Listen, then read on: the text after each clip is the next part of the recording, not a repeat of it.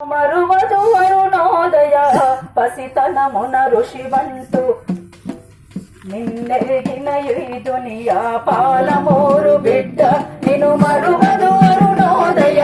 పసితనమున ఋషివంతు నిన్నెరిగిన ఈ దునియా సత్యరాజు వంటూ ముత్యాల రాశి వంటూ నువ్వు సత్యరాజు వంటూ ముత్యాల రాశి వంటూ